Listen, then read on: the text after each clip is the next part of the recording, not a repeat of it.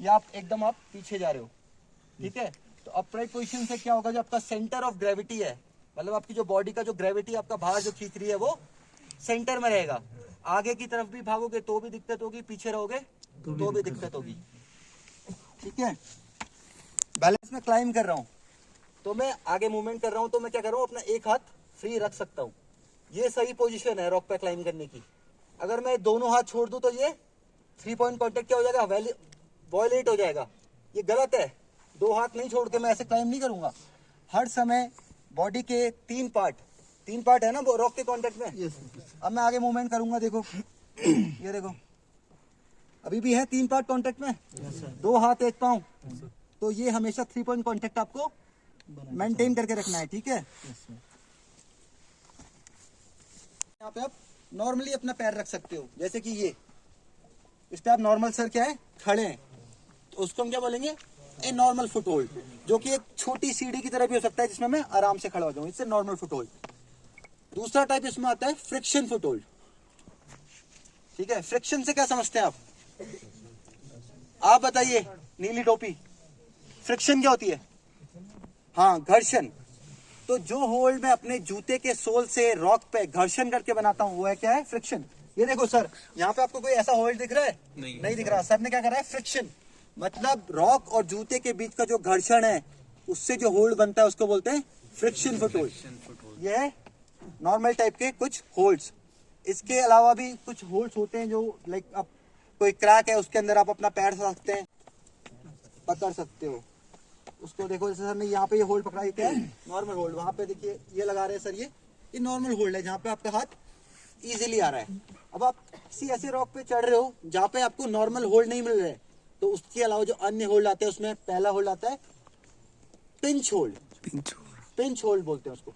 Pinch जानते हो क्या होता है? पिंच चिंगोटी काटते हैं ना, क्या बोलते हैं, चिंगोटी जो कुछ और बोलता है कोई, ऐसे बनाते ना। यस। तो कभी कभी मुझे कुछ ऐसे होल्ड मिलते हैं जहाँ पे मुझे रॉक को, जैसे सर देखो, सर की हाथ देखो यहाँ पे सर ने कैसे पकड़ा हुआ है, इस तरीके से पकड़ के भी मुझे चढ़ना पड़ सकता है। तो इसको क्या बोलेंगे, पिंच होल्ड।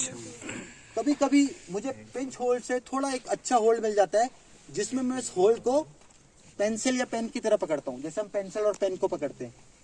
तो अगर यहाँ पे कोई होल्ड होगा तो सर दिखाएंगे आपको, उसको बोलते हैं हम पेंसिल ग्रिप होल्ड, ठीक है।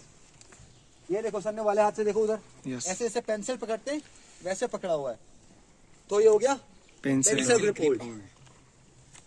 उसके बाद जो हैंड होल्ड में आते हैं वो होते हैं अंडरकट हैंड होल्ड। तो सर वहां पे हो सकता है अंडरकट हैंड होल्ड। कभी कभी ऐसी सिचुएशन आती है कि मुझे कोई कट के अंदर हाथ घुसा के और वहां से बना के आपको और एक इसी में आता है साइड कट। साइड से मुझे, जैसे वाला हाथ देखो सर का साइड में फंसा हुआ है, ठीक है, तो ये क्या हो गया, साइड से मैं होल्ड बना के रॉक पे क्लाइंब कर रहा हूं, तो वो हो गया साइड कट होल्ड।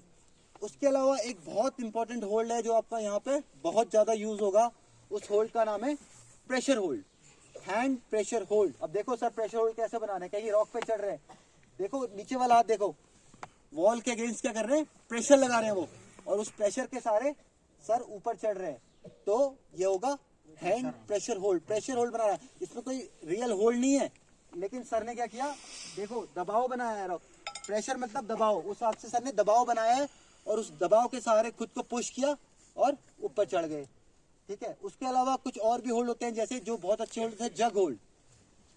जग जैसे पकड़ते हैं आप तो वो पूरा रॉक ऐसे निकल, यहाँ पे है नहीं वो तो शो करना मुश्किल है, तो कहीं पे उधर जाएंगे हम चिमनी उधर तो जग होल्ड मिलेगा तो आपको दिखाएंगे। तो बेसिकली आप समझ लो कि जग की तरह हम होल्ड को पकड़ के क्लाइंब करते हैं, ठीक है। तो ये बेचे वाला हाथ देख रहे हो सर का, राइट हैंड क्या किया सर ने, वॉल के अगेंस्ट प्रेस किया हुआ है, ये प्रेशर होल्ड। प्रेशर लगाते हैं ना, प्रेशर कुकर होता है, तो वहां पे हम हवा का प्रेशर लगाते हैं, यहाँ पे हाथ का प्रेशर लगाना है रॉक पे, तो प्रेशर होल्ड सर ने बनाया।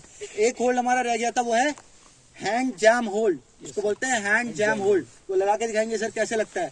कभी कभी मुझे अपना हाथ को क्या है जाम करना पड़ता है रॉक के अंदर।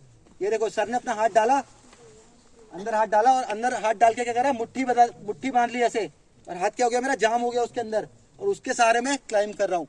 तो उसको बोलेंगे हैंड जंप होल्ड। क्लियर हो रहा है सभी को इतना?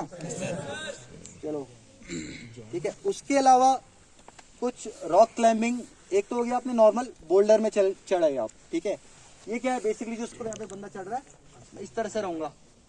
स्पॉटिंग, इसका क्या है कि कभी भी मैं बोल्डरिंग करता हूँ तो बोल्डरिंग में भी मैं क्या करता हूँ, नीचे एक क्रैश पैड होता है। क्रैश पैड मतलब एक गद्दा टाइप का होता है, डल्लप का गद्दा आता है वैसा, उस टाइप का एक गद्दा होता है, उसको मैं नीचे लगाता हूँ और फिर मैं बोल्डरिंग करता हूँ। इन द केस अगर मेरा वहां से भी मैं गिरता हूँ तो काफी चोट लगेगी मुझे, तो गद्दा रहता है वहां पे। तो अभी जो हमारा लेक्चर था वो रॉक क्लाइंबिंग के ऊपर, कि कैसे उसको प्लान करते हैं, कैसे उसमें बैलेंस वगैरह का क्या क्या इक्विपमेंट्स उसमें यूज़ होते हैं, तो ख़त्म हो गया है। इसके बाद चल रहा है हमारा टी ब्रेक। टी ब्रेक के बाद दूसरी एक्टिविटी चलेगी जिसमें कि और लेक्चर ऐड है हमारे। तो ऐसे ही हम लेक्चर आपको दिखाते रहेंगे, बताते रहेंगे कि। तो मिलते हैं आप लोगों से नेक्स्ट ब्लॉग में। तो चैनल को लाइक कर देना गाइस, शेयर कर देना, सब्सक्राइब कर देना, और ऐसी इंटरेस्टिंग वीडियो आती रहेंगी आप लोगों के लिए। Thank you so much.